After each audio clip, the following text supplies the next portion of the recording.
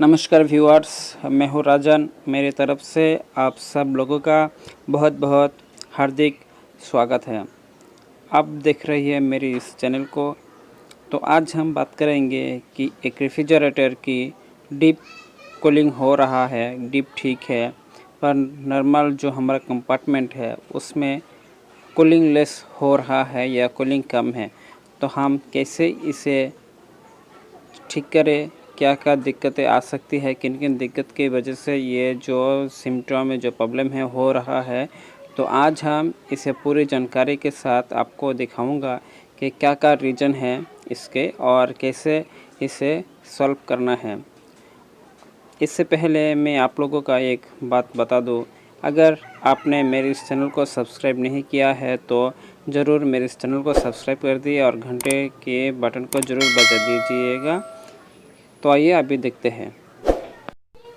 तो फ्रेंड्स, पहला जो रीज़न है, जब हम रेफ्रिजरेटर के नॉर्मल कंपार्टमेंट में जो रेफ्रिजरेटर है कंपार्टमेंट जो है उसका जो दरवाज़ा है, दरवाजे में जब हम आप मिनरल वाटर्स, पानी के बोतल और कुछ भी रखते हैं तो ये क्या होता है, सालों साल चलने के बाद इसका जो मैग्नेट है वो इसका जो कमज़ोर हो जाता है और इसका लोड की वजह से वो बाहर की तरफ झुक जाता है।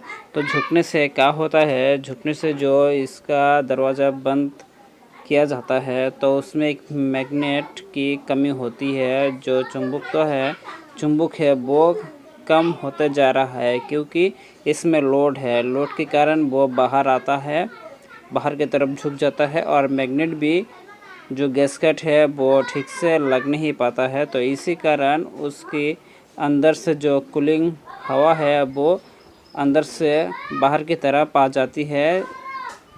तभी ये दिक्कत, ये प्रॉब्लम होती है कि कूलिंग लेस होता जा रहा है। तो आप इसे सॉल्व करें तो ठीक हो जाएगा, वरना दिन पे दिन वो कूलिंग लेस होते जाएगा और आपकी बिजली का बिल वो बढ़ते जाएगी। तो इससे आप ध्यान दें और इसे ठीक करें तो आपका ये कूलिंग लेस होना ठीक हो जाएगा। फ्रेंड्स, दूसरा जो कारण है वो है रेफ्रिजरेटर कंपार्टमेंट की लाइट। जब आप रेफ्रिजरेटर के दरवाजे खोलते हो तब आप उसमें से एक लाइट देख सकते हैं।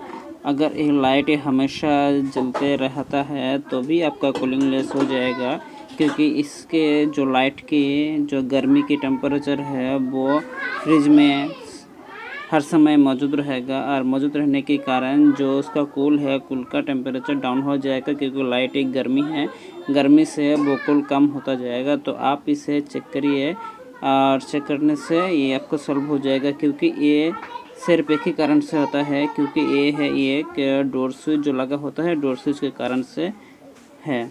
तो आप इसे डोर स्विच को चेक करिए।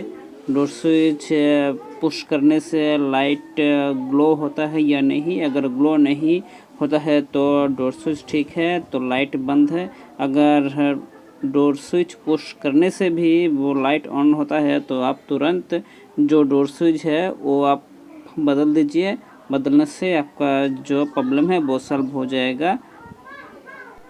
व्यूअर्स, तीसरा जो कारण है वो है कि थर्मोस्टेट की सही पोजीशन। अगर थर्मोस्टेट की सही पोजीशन पे आपका फ्रिज ना है तो भी आपका कूलिंग कम होगा।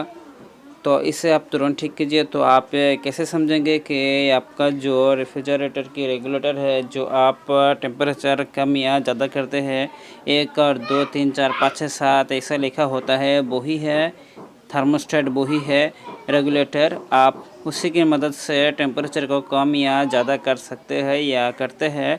तो आप उसे 3 से 4 में रखिए। 3 से 4 में रखेंगे तो भी वो सही परफेक्ट रहेगा, वरना आपका कूलिंग कम होगा।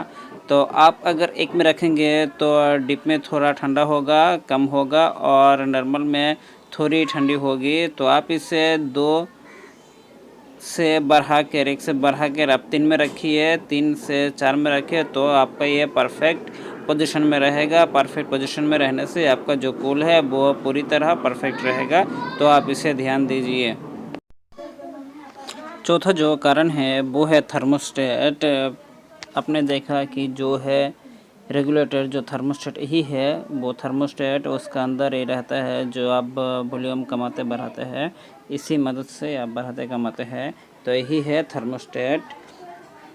बहुत समय ऐसा होता है कि आपके फ्रिज में, रेफ्रिजरेटर में सब कुछ ठीक है, दरवाज़ा ठीक है, गैसकेट ठीक है, गैस भी ठीक है, सब कुछ भी ठीक है, फिर भी आपका जो कंप्रेसर है, जो फ्रिज है, बार बार ऑटो ऑन ऑफ हो रहा है।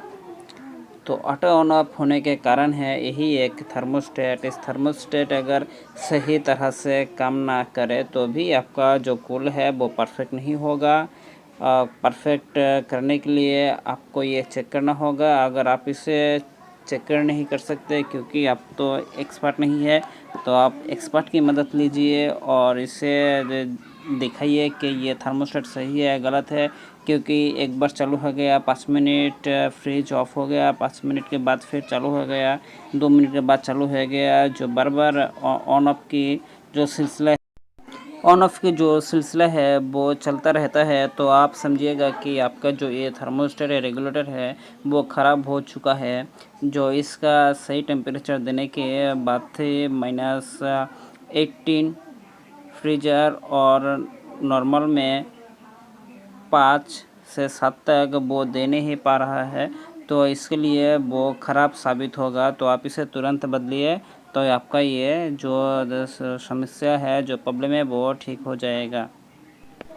और जो फ्रेंड्स काफ़ी महत्वपूर्ण इम्पोर्टेंस थिंग्स है, वो है कंप्रेसर की दिक्कतें।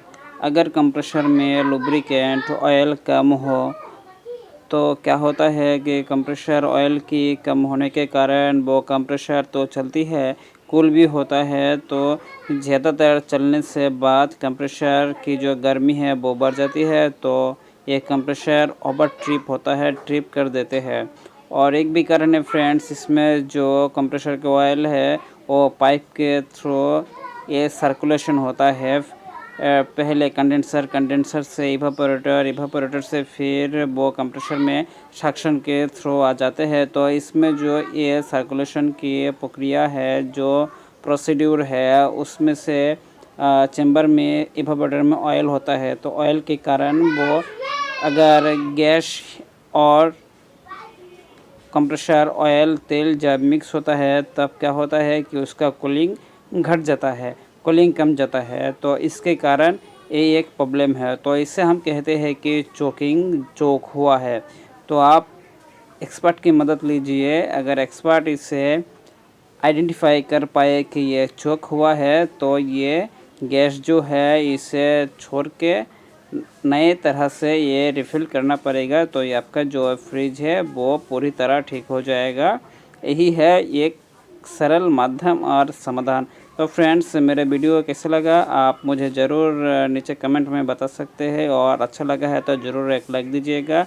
और मेरे इस चैनल में नए मेंबर है तो प्लीज़ मेरे इस चैनल को सब्सक्राइब कर दीजिएगा, और साथ में दिए घंटे के बटन को ज़रूर बजा दीजिएगा, ताकि आने वाले हर वीडियो की नोटिफिकेशन आपके तरह पहुंच जाए। आज के लिए इतना ही बस फ्रेंड्स, धन्यवाद, नमस्कार, खुश रहिए।